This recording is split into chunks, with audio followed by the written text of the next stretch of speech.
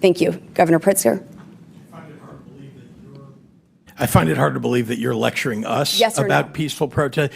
Look at what happened January 6th here at the Capitol. No, what we're seeing in LA is an insurrection. You want to talk about an insurrection? This is an absolute insurrection. You don't understand what insurrection is when people are trying to overturn an election here at the Congress. I started this off showing you were here. They were attacking you, by the way. I would expect the same. I'm answering your question. It is outrageous that you are asking us Is it peaceful to when you're the one condoning pardoning of people who attack private and government property right here at our Capitol? Governor Hochul. And this son of Mexican immigrants who cleaned homes and served food, this man with equal dignity in this body, today was driven violently to his knees, as if made to kneel before the authority of the executive, because he was so-called disrespectful. That should offend the consciousness, not just of the other 99 members of this body, it should offend the conscience of this country. Because if you can make Alex Padilla forcibly kneel before this executive, when does it stop? He's a United States senator. And if you could force him to kneel to his knees violently, when does it stop?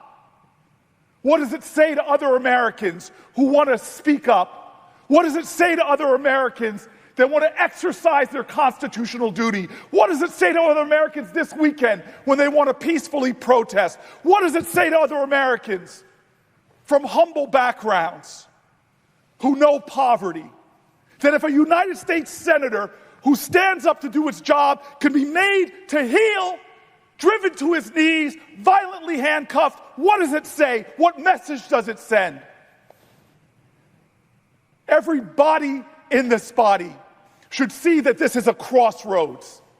They treated a member of the United States Senate violently after he identified himself, dragged him out of a room, threw him upon the ground, and put him in handcuffs. Every member of this body should object to that. Why? Because the statement was that he was disrespectful. That is unacceptable. That is offensive. That is un-American. And so why is there silence right now? Why aren't my colleagues saying, I don't care if it's a Republican, a Democrat, or an independent? When you drive a man to his knees in the United States of America, that is wrong, that is wrong, that is wrong. This is a test. This is a crossroads. This is a day in which the character of this body will be defined. Okay to bully others. I think it's okay to bully the bully at times. Well, you're showing that the Democrat Party is a party of violence. Were you at Tiananmen Square? Have I been to Tiananmen Square? I have. Were you at Tiananmen Square? I have been at Tiananmen Square. When were you there? Oh, as I recall, January of 1990. Okay. What is a woman? What is a woman is the question. I'm not sure I understand the question here. Well, that. What do you want me to say? This is. I want you to say that a woman like me is an adult human female, that men can't become women.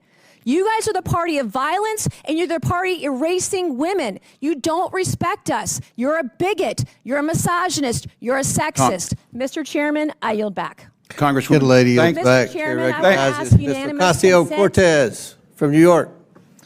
All right, well, that was some kind of bingo going on over there. I don't know what's going on. Anyways. Oh, I know what's going on. Thank you to the witnesses. Apologies, I just have 10 seconds left. But when they say illegal versus legal immigration, they are trying to end legal status in the United States as well. Correct, Governor Pritzker, with the end of TPS and making people undocumented by removing legal status, ending legal status, and then having the audacity to call them illegal when they were here documented, correct? Taking students' visas away from people, taking their legal right to be in the United States away from them when they've been granted maybe years earlier to stay. So I don't want to hear about how this is about illegal versus legal immigration. They are attacking legal status and removing legal status. The Republican majority is anti-legal immigration in the United States. And I want to make that very clear, and I yield back. False. And charges should be, for obstruction, should be brought against each one of you for doing this. I'll leave that up to the Department of Justice. Mr. Chairman, I yield back. Chair now recognizes Ms. Crockett from Texas. Mr. Chairman. And Mr. Chair, point of order. That was intimidation of the witness. Do you have a point of inquiry? Yes, I have a point of inquiry. State your point. Raising the prospect of charges against witnesses is a form of intimidation, is it not? Thank you. I thank you, and I withdraw the question. I appreciate it. Chair recognizes Ms. Crockett. thank you. To that, I know that there's been some conversations about what's going on in LA, and they want to say that it's riots because they didn't want people to keep talking about, say, the Epstein files or whatever other drama was popping off between the president and his little friend. So they wanted to change the conversation to immigration because they feel like, well, the polling is in our benefit. But let me tell you something. If they cared about making sure we were going to be fiscally responsible, they would tell the American people that it cost them $134 million to send the National Guard to LA for the quote unquote riots that the governor didn't ask for, nor did the mayor of LA ask for. And they sent them over there, and they say that they care about our service members, yet they sent them and they were laying on the floor. They did not provide for food. So I don't know why we would believe that, number one, they want to fix this. They don't want to fix this, because the brokenness is a feature, not a flaw of the system, because it is beneficial to them when it comes to campaigning. If they can't stoke fear, then why are they going to say have anybody vote for them? Because that's what people are doing. They're voting out of fear. But So Gavin Newsom is speaking for a majority of Americans. Right before we came on air, there was a new Quinnipiac poll that was released. So Donald Trump, -12 on approval in general, -11 on immigration, and -16 on deportations. He has taken his best issue and decimated it by making these deportations in a hasty way. It used to be go after the criminals. That's what we heard was going to happen. Now it's go to the nail salons, go to the job sites, go to birthday parties, go to immigration courts. There is now no right way to do it. There is no way to be part of the system, pay your taxes, make a better life for your family, and hopefully get citizenship. Stephen Miller is mad because they were deporting less people on a daily basis than Joe Biden was. So he went and he said, go to 7-Eleven and you go to Home Depot. And now Americans and illegals who, yes, they're here illegally, are living in fear of what the government is trying to do. And just one more thing, the GOP caucus, like Valadejo, Gonzalez, representatives, they know that this is bad. Valadejo saying, please prioritize removal of known criminals. Gonzalez, focus on convicted criminals, not farm laborers. There are immigration offices in this building. I actually came here for my citizenship interview a few years ago. And last night, there is graffiti behind where these officers are that says F Trump, other graffiti. They are clearly trying to keep everybody out of this federal building. But the mood in the crowd is getting more agitated as that curfew comes close. The smell of weed is in the air. People are not looking at all, Abby, like they are going to abide by this curfew and get out of here. Now, the LAPD is also heavy presence in this area, this 1 square mile that's going to be under curfew in less than half an hour. So. Well, I think the courts will. I think look, I'm counting on these separations of power. It's the co-equal branches of government. Co-equal, Mr. President, branches of government. He's eliminated one, or they eliminated themselves. That's called Congress. Speaker Johnson, who his eloquence was elevated when he called to, quote unquote, tar and feather the governor of California. That's the speaker. Very religious man. I guess that's the spirit. The word of the Lord. He's abdicated any oversight and responsibility over the President of the United States. There's one branch remaining, and that's the judicial branch. So my response to you is we count on the judicial branch. But there. Do you have a readout? Oh, I would love to share the readout, but I revere the office of presidency, so I'll keep it in confidence. He has quite literally made up components of that conversation. He's been a stone-cold liar about what he said we talked about. He never discussed the National Guard, period, full stop. I would love to share with you what he actually talked about. That would send shivers up your spine. Attorneys. This is hugely consequential because I think the governor and mayor of Los Angeles are right. I think they're testing out their ability to essentially commandeer National Guards throughout the country and use them for their own purposes. One thing that got lost in the horrendous treatment of Alex Padilla today was what Kristi Noem said at that press conference in saying that it was necessary to have these troops there to liberate the city from the socialists. That's the kind of rhetoric the administration is using. That's the kind of perspective they have. And the fact that they would abuse the military that way and justify it that way is unconscionable. So this ruling tonight is a huge win for California, but also an important win for the country and for the idea of civilian control over the military, and in particular, control by governors over their own National Guards. Hands behind your back. Hands behind your back. If you let my hands go ahead, stand behind my back. All right, cool. One hand, lay flat, lay flat. Other hand, sir. Other hand.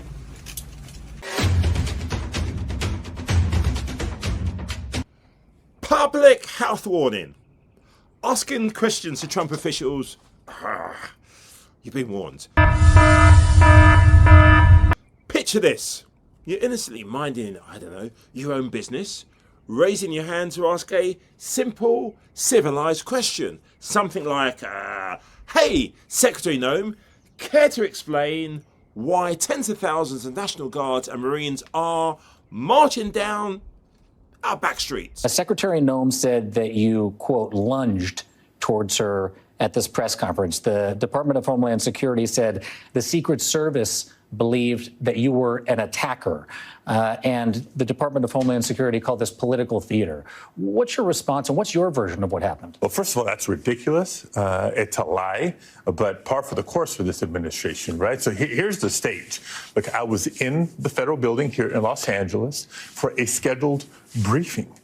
Just as when my colleagues and I had to go all the way to Guantanamo Bay to begin to get information about that facility being used as a detention facility, they've been non-responsive to requests for information. And so I had scheduled, they approved, a briefing with representatives of the Northern Command in that federal building. We were there prior to the 10:30 original appointment date when we caught wind that Secretary of Homeland Security is going to be down the hall at a press conference. And our briefing was now delayed because of that press conference. So since the secretary has been non-responsive, I figured let me go over and listen to what she has to say. Maybe we can glean some information here. So let me make sure I understand that. Go ahead. So the whole time, right? We're the whole time being escorted in this federal building by somebody from the National Guard. Next thing you know, you're hit with a whirlwind of mayhem. Secret Service shoves you to the ground, FBI pins you, and suddenly you're trending. Not as a concern, but as a crime scene. Just ask Senator Alex Padilla. Somebody from the FBI. I've gone through screening. This is a federal building. And so tell them, let's go listen to the press conference. They escort me over to that room. And I'm sitting in the back of the room, behind the cameras, behind the reporters, listening. And at one point, it was just too much to take. Not the first, but the second attack on the political leadership of California and this notion that Donald Trump and Kristi Noem have to come in and rescue the people of Los Angeles from Gavin Newsom and Karen Bass. It was too much. And so I spoke up. I introduced myself. And said I had a question. Look, they said I wasn't wearing my pin. My polo says United States Senate. There was no threat. There was no lunging. I raised my voice to ask a question, and it took, maybe half a second before multiple agents were on me. Who dared to temper DHS rhetoric and got a hands-on tutorial in ground school. It was like a Tom Brady comes back to NFL and does tackling. I'm Senator Alex Padilla. I have questions for the Secretary, because the fact of the matter is a half a dozen violent criminals that you're rotating on your hands off. How many of our ICE agents have been doxxed for doing their duty, how they have been targeted. The video clearly shows, and you can hear on the audio, that you identify yourself as Senator Padilla. She said you barged into the room, or you basically broke into the room. I'm paraphrasing here. Just set the record straight on that. Yeah, I didn't barge into the room. As I mentioned, I was in a different conference room, a couple doors down the hall. I let it be known I'd like to go listen into the press conference. The folks that were escorting me in the building walked me over. I didn't even open the door. The door was open for me. Now, let's talk about fallout. Just a little bipartisan outrage. Seriously. Democrats called it totalitarian, dictatorial, un-American. This is crazy, even moderate Republicans. Hi, Lisa Murkowski. She said it was shocking and not the America I know. Meanwhile, Fox News, of course, is tripping over itself, praising the heroes who tackled the senator, even though he was accompanied by Secret Service. Anyway, like they just intercepted Osama bin Laden. To lunge towards the podium, and that is when he was removed from the room. So the way that he acted was completely inappropriate. It wasn't becoming a U.S. senator or a public official, and perhaps he wanted the scene, and that's what he wanted. But I think the American people are sick of this kind of action. I think the American people are tired of this. They just want the truth, and they just want to know what's happening, and that's what we were trying to provide. We just had a Democrat and a Republican panelists, and both sides agreed that they felt this was unbecoming behavior of a United States senator. But apparently Chuck Schumer doesn't feel that way. Senator Schumer. Senator barged into the room. I think that the senator wanted something to happen here. There's a reason why you don't start this situation by identifying yourself. And I spent a few minutes in the back of the room just listening in until the political rhetoric got to be too much to take. So I spoke up. Classic. Only Critosphere level insiders and Fox true believers think that's normal procedure. I guess comedy is now in the Constitution. The only way of describing it perfectly. Every day, Donald Trump is making this nation look more and more like a fascist state. If this is how federal agents treat a United States senator who peacefully asks questions of this administration, then we all have to ask, how far will they go? How violent will they get? And in the legal corner, a judge said Trump overstepped his authority by federalizing the National Guard in California because deploying troops at home, terrifyingly unconstitutional, apparently. So yes, we're living in the third or second season of the Authoritarian Chronicles, but with movesets like this, it's more WWE Live. Dogs unleashed, military parades onto your lawn, and an inner circle of Kristi Noem's crackhead enforcers ready to tackle you for the crime of being nosy. Wow. Call it what it is, a disgraceful abuse of power. Senator Padilla was handcuffed and dragged out of for daring to ask a question. This wasn't a threat, it's dissent, and they crushed it with force. They're not keeping us safe, they're trying to silence us. We won't back down. Even Trump's own ally, Corey Lewandowski, was like, let the man alone. Well, other clowns at Fox cheered on the roughing up because, hey, unlike wrestling referees, Homeland Security has no do not cross zone. I don't think they do. I'm Senator Alex Padilla. I have questions for the Secretary. If they do, let me know, comment section.